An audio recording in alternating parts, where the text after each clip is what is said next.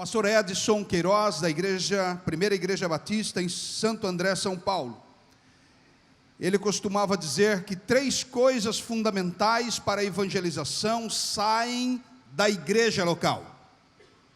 3 coisas fundamentais para a obra da evangelização saem da igreja local. Primeira coisa que sai da igreja local: pessoas, crentes. Cutuca esse irmão assim, dá uma cotovelada nele e diga assim: isso tem a ver com você. Você é quem Deus envia, você é quem Deus usa para a evangelização do mundo, para que o reino de Deus se expanda sobre todos os cantos da terra. Segunda coisa fundamental da evangelização que sai da igreja local é a oração. Cutuca o irmão de novo e diga: isso também tem a ver com você. É você chamado para orar pelas nações. É você chamado para rogar ao Senhor da seara que envie trabalhadores para a sua seara. Quantos estão dispostos a orar por missões, para orar pela evangelização? Glória a Deus. Terceira coisa fundamental na obra missionária: dinheiro. Agora enfia a mão no bolso desse irmão e diga: o dinheiro está com você. Brincadeira, não precisa tanto. Mas é você chamado para financiar a obra da evangelização mundial. Você acha que um Deus que fez os céus e a terra, sem matéria, e pela palavra do seu poder disse haja, e houve todas as coisas, um Deus que sustenta todas as coisas pela sua onipotência, Ele não poderia providenciar recursos para a obra? Mas Ele conta que este recurso está na sua mão, está na sua conta corrente, está na sua carteira. É você que vai fazer a obra missionária, é você que vai evangelizar o mundo. Amados, eu venho trabalhando com vocês esses dias sobre o modelo de discipulado, sobre o modelo de evangelização de Jesus, que inclui a pregação e inclui o cuidado, o acolhimento. E eu quero mais uma vez convidá-los a abrirmos a palavra de Deus. Vamos ler um texto que está no Evangelho segundo escreveu João, capítulo de número 20, a partir do versículo de número 19. Vamos extrair algumas lições importantes. Ao cair da tarde daquele dia, o primeiro da semana, trancadas as portas da casa, onde estavam os discípulos com medo dos judeus, veio Jesus, pôs-se no meio deles e disse-lhes: paz seja convosco.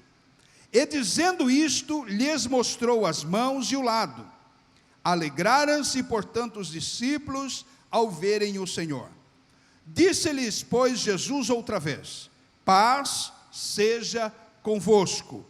Assim como o Pai me enviou, eu também vos envio.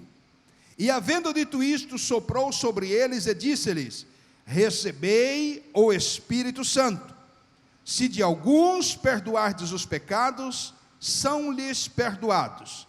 Se lhes retiverdes, são retidos. Nós estamos aqui com um texto fundamental para a nossa missão.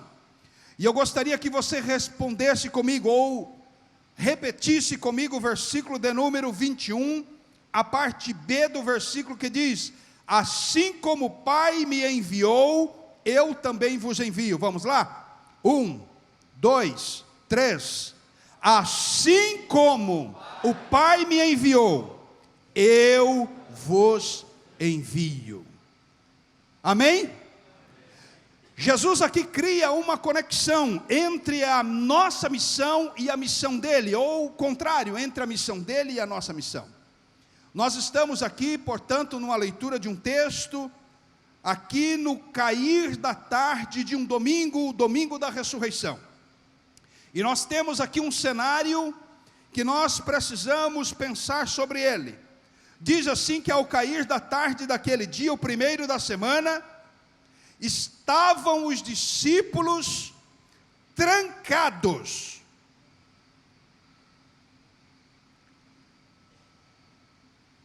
o pior cenário para cumprirmos a nossa missão, o pior cenário para uma igreja cumprir a sua vocação, é uma igreja trancada dentro de casa, com medo das consequências da sua missão que acontece fora das quatro paredes. Discípulos trancados dentro das quatro paredes não evangelizam. Discípulos trancados dentro das quatro paredes não cumprem a sua missão. Você me diz, pastor, mas há um motivo pelos quais eles estão trancados. Eles estão com medo dos judeus. E de fato havia naquele momento um clima de caça-bruxas, um clima de perseguição.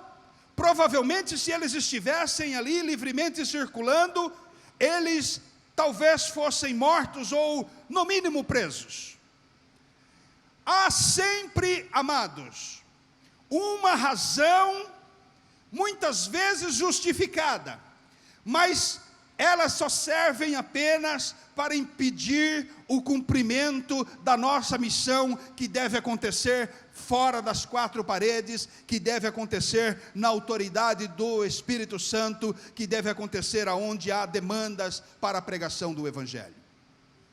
Neste cenário, portanto, que não é o ideal para a igreja, um cenário de uma igreja intimidada, um cenário de uma igreja recuada.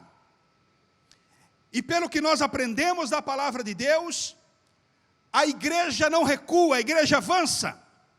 Avança ao ponto de as portas do inferno não resistirem o avanço da igreja. As portas do inferno não prevalecerão contra ela. Mas nós estamos diante de um cenário, uma das maiores crises missionárias do tempo presente, está acontecendo no Brasil. Uma igreja com mais de 60 milhões, uma igreja com poder aquisitivo, com poder econômico, mas uma igreja que está retraída no cumprimento da sua missão. Há milhares de nações, há milhões de povos ainda não alcançados, que nós somos chamados, e é a nossa missão, é a nossa obrigação, sairmos dessa zona de conforto, ou até mesmo desse estado de medo, para cumprirmos a nossa missão, aonde nós fomos enviados, para aquilo que nós fomos chamados. Portanto, discípulos trancados dentro das quatro paredes, não podem cumprir a sua missão. E quando você lê o texto, você percebe que o motivo pelos quais, o principal motivo pelo qual eles estão trancados, é que eles não têm convicção que Jesus está vivo e está na liderança desse projeto missionário, desse projeto de evangelização do mundo.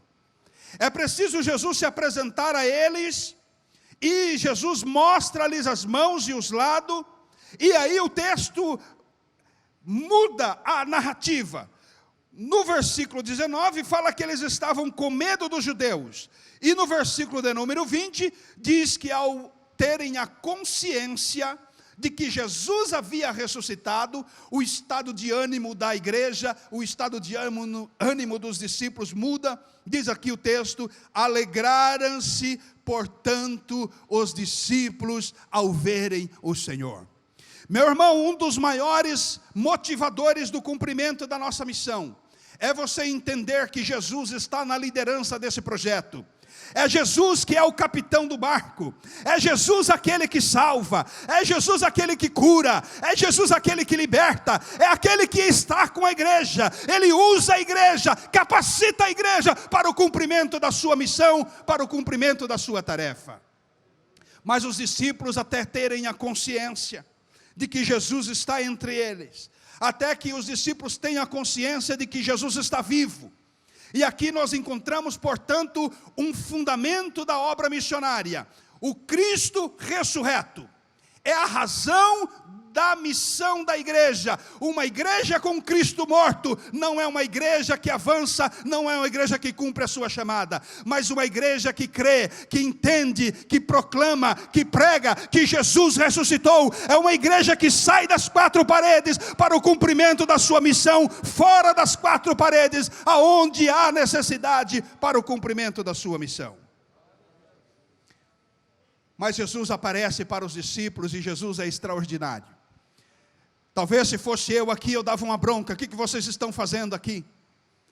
O que vocês estão trancados dentro das quatro paredes? Eu já não disse para que vocês vá aos quatro cantos da terra. Eu já não disse para que vocês vá até os confins da terra e façam discípulos de todas as nações.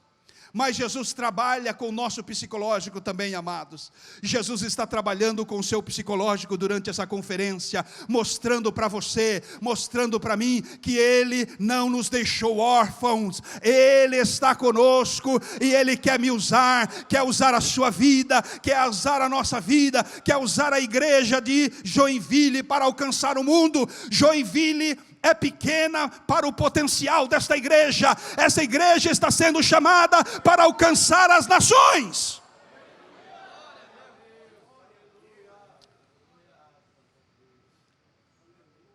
Digo a vocês, que vocês estão sendo treinados. Isso aqui é apenas um test drive.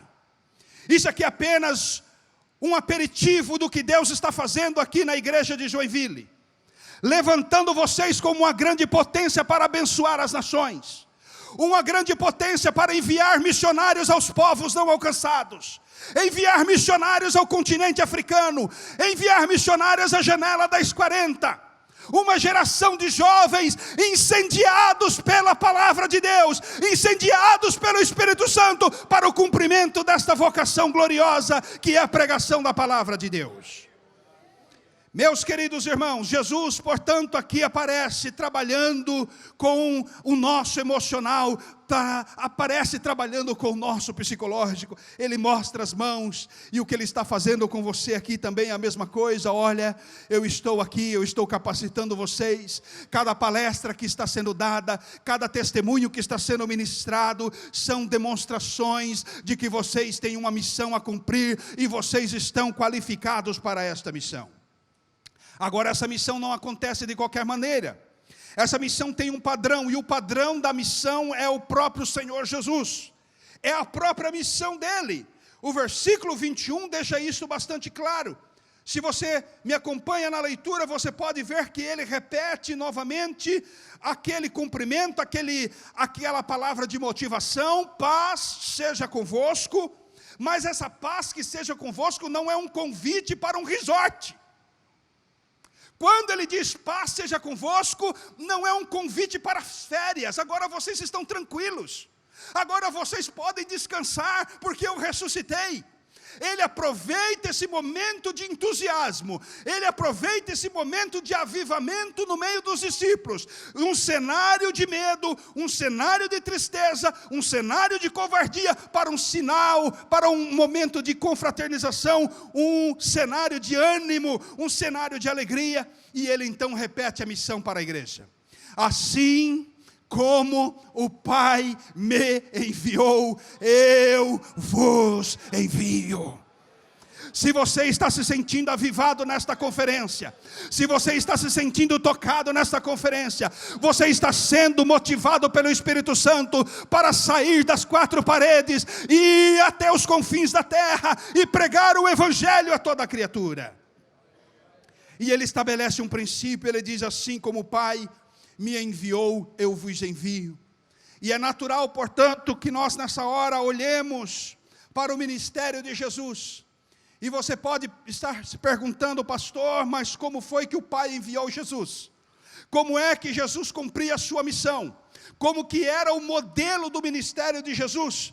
E aí eu quero convidá-los a uma outra leitura, onde traz uma síntese do projeto missionário de Jesus, que precisa ser o projeto missionário desta igreja. Quero que você acompanhe comigo a leitura no Evangelho segundo Mateus, capítulo de número 9. A partir do versículo 35, nós temos aqui 4 características do ministério de Jesus, que precisam ser reproduzidas na nossa missão, tanto coletivamente como igreja, como individualmente como discípulos.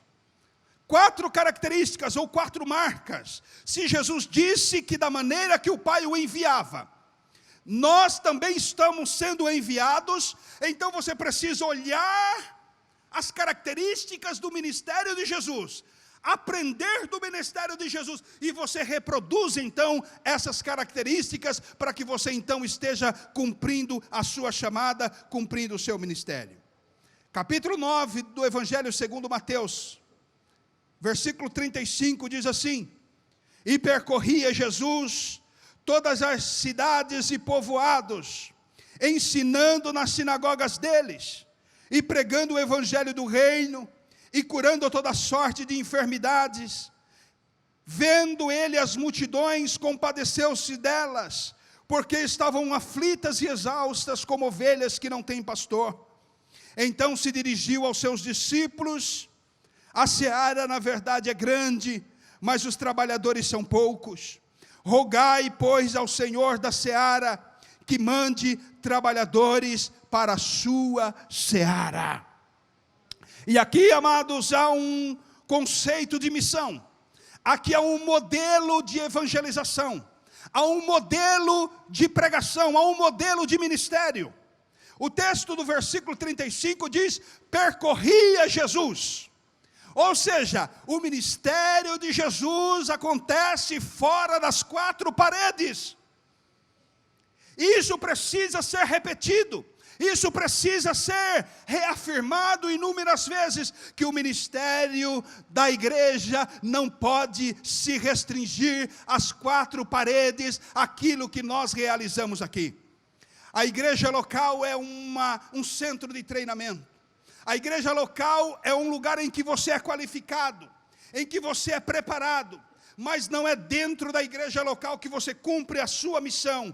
A sua missão precisa acontecer em todos os lugares, pelas ruas, pelas cidades, pelos povoados, pelas aldeias, até aonde haja necessidade da pregação do evangelho.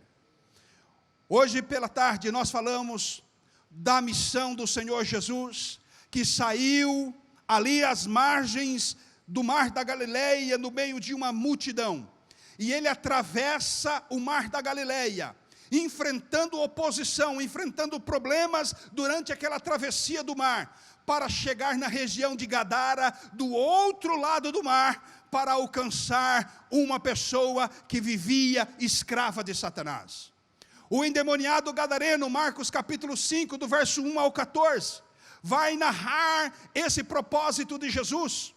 Jesus sai dos holofotes, Jesus sai da mídia, Jesus sai da fama, Jesus sai daquele ambiente de conforto. Ele estava falando para um auditório que o recebia bem, mas ele vai para o outro lado do mar da Galileia, onde ele é rejeitado pela população de Gadara, mas ele tinha um encontro com o endemoniado gadareno, e ali ele o liberta, e ele o transforma num ganhador de alma dentro da sua própria região. Veja que Jesus, ele não está preocupado com o sucesso do seu ministério. Jesus não está preocupado com o marketing. Jesus não está preocupado com a selfie. Jesus está comprometido com a sua missão. E esta é uma particularidade da missão da igreja. A missão da igreja precisa focar nas prioridades de Deus, amados. A missão da igreja precisa acontecer onde há demanda do ministério de Jesus. E são tantas as situações em que Jesus vai ao encontro dos perdidos, em que Jesus para atender os pecadores. Uma igreja não estará cumprindo a sua missão se ela se restringir apenas àquilo que acontece dentro das 4 paredes. Especialmente nós que somos uma grande igreja, com muito recurso, com boa música, com boa estrutura. Temos a tendência de nos acomodar nesta convivência que é maravilhosa, e ficarmos focados nesse ambiente agradável, e nos esquecermos daqueles que estão perdidos, daqueles que estão ainda em região de sombra e morte, que ainda estão escravos do pecado, escravos de Satanás. Infelizmente, a igreja brasileira é uma igreja que precisa responder à sua missão. É uma igreja que ainda não respondeu devidamente às demandas ministeriais dentro do Brasil. Sertão brasileiro, tribos indígenas, povos ribeirinhos, quilombolas, as periferias, nós estamos devendo no cumprimento da nossa missão. Nossas igrejas se concentram nas grandes capitais, nossas igrejas se concentram nos grandes bolsões humanos, mas aonde há escassez, aonde há pobreza, aonde há miséria, a nossa igreja está ausente. O sertão brasileiro, com mais de 40 milhões de brasileiros, há mais de 1.100 cidades, mais de 1.100 cidades e povoados sem a presença da igreja. Os quilombolas são mais de 300 a 400 mil descendentes de escravos, principalmente na região central do Brasil, e não há igrejas plantadas entre eles. O Brasil tem uma população de mais de 8 milhões de ribeirinhos, nesses 8 mil quilômetros de litoral brasileiro e nos igarapés dos rios, e ainda há escassez de missionários para pregar o evangelho dentro do nosso Brasil. É uma igreja que pode estar distraída com os eventos, como falamos naquela primeira noite de sexta-feira, sobre uma igreja centralizadora. Uma igreja que faz que tudo aconteça para dentro, mas ela não devolve para o mundo discípulos preparados para ganhar almas, discípulos preparados para a evangelização. Portanto, nós precisamos ficar preocupados com essa necessidade, porque é a necessidade da obra de Deus. Uma outra necessidade que nós temos como igreja, e que aparece aqui no ministério de Jesus. Jesus tinha um foco nas pessoas. Diz o versículo de número 36, vendo ele as multidões, compadeceu-se delas. Nós não podemos pensar em pessoas como números. O crescimento da igreja não pode ser contabilizado como se contabiliza clientes. O crescimento da igreja precisa ser visto como uma expansão, como um crescimento orgânico do corpo de Cristo. E para isso exige pastoreio, para isso exige discipulado, para isso existe acolhimento, exige inclusão dessa pessoa no corpo de Cristo. Felizmente nós somos uma igreja que cresce muito. Segundo o IBGE, por volta de daqui 5 anos mais ou menos, 5, 8 anos, o Brasil será um país de maioria evangélica, mais de 50% da população. Nós já percebemos isso, nosso problema não é ganhar pessoas. Embora esse crescimento todo pode parecer também um certo inchaço, um fenômeno de adesão a um movimento religioso que está se dando bem. E nós precisamos ter atenção a isso. A igreja não pode perder o foco que pessoas precisam ser transformadas pelo evangelho de Jesus. E nós corremos o risco de oferecer uma religião. E antes o evangélico era um povinho, não havia status em ser evangélico.